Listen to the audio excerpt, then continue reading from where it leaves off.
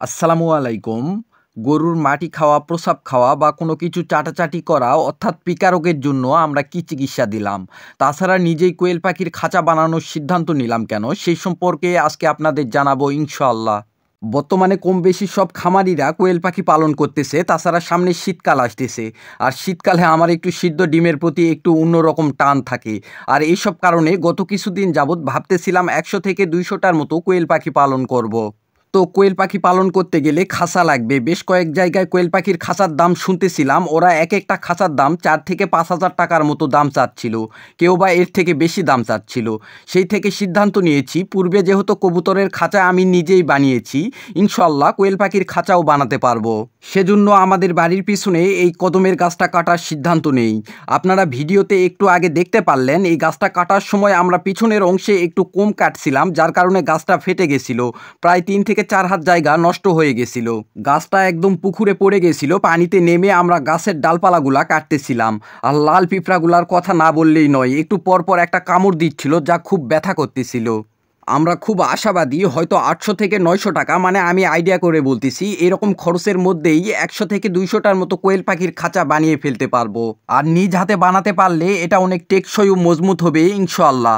তো আমরা কিভাবে খাঁচা বানাবো সেটা আপনাদের দেখানোর চেষ্টা করব।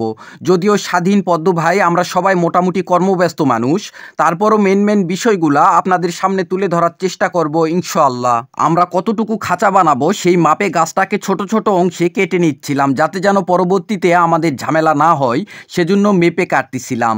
তো এখন আসুন, গরুর মাটি খাওয়া, প্রস্রাব খাওয়া বা কোনো ময়লা আবর্জনা খাওয়া অর্থাৎ পিকা রোগের জন্য আমরা কি চিকিৎসা দিলাম বা কি পদক্ষেপ গ্রহণ করলাম। ভিডিওতে আপনারা যে ব্লকটা কাটতে দেখতেছেন, এটা দুই ধরনের হয়। একটা হিমালয় রক সল্ট, আর একটা হচ্ছে মিনারেল ব্লক। যেটা মানুষ প্রয়োজনীয় উপকরণ দিয়ে পদ্ধতিগতভাবে তৈরি করে, সেটাই মিনারেল ব্লক। তো যাই হোক, আপনারা যারা আমাদের ভিডিও নিয়মিত দেখেন তারা হয়তোবা জেনে থাকবেন, গত বছর আমরা প্রায় ১২টার মতো এই ব্লক কিনছিলাম, যতটুকু আমার মনে হয়। তো এটাই আমাদের একদম শেষ ব্লক। এই ব্লকটার ওজন প্রায় ৪ কেজির মতো। তাছাড়া আমাদের ২টা গরুর পিকা রোগের সমস্যাগুলো দেখা দিয়েছে, তাই আমরা ব্লকটাকে ২টা অংশে ভাগ করে নিয়েছি। তো আমাদের বাসায় তৎক্ষণাৎ অবস্থায় দড়ি ছিল না, যার কারণে পদ্ম ভাই আর আমি পাটের দড়ি হাত দিয়ে তৈরি করতেছিলাম। এই ব্লকে zinc, copper, cobalt, manganese, phosphorus থাকে, যা গবাদি পশুর পিকা রোগের সমস্যা সমাধানের অন্যতম নিয়ামত। Zinc, copper, cobalt, manganese, phosphorus এই উপাদানগুলো গরুর ওইভাবে প্রয়োজন পড়ে না বললে ভুল হবে। প্রয়োজন পড়ে, তবে পরিমাণে খুবই কম লাগে, যার অভাবে পিকা রোগের দেখা মিলে। এখন সিদ্ধান্ত আপনার, মিনারেল ব্লক গরুকে দিবেন কি দিবেন না। ভিডিওতে আপনারা দেখতে পাচ্ছেন, এই যে আমাদের কালো গাভীটা মানুষের গা চাটাচাটি করতেছে, এটাও পিকা রোগের অন্যতম বৈশিষ্ট্যের মধ্যে পড়ে। এই ব্লক গরুকে খাওয়ানোর নিয়ম হচ্ছে, গরুর সামনে বেঁধে দিতে হবে। গরু তার ইচ্ছা মতো চেটে চেটে খাবে।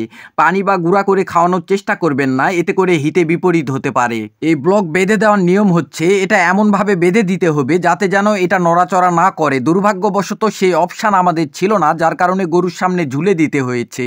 তো আজকে এই পর্যন্তই। ভালো থাকবেন, সুস্থ থাকবেন। আসসালামু আলাইকুম।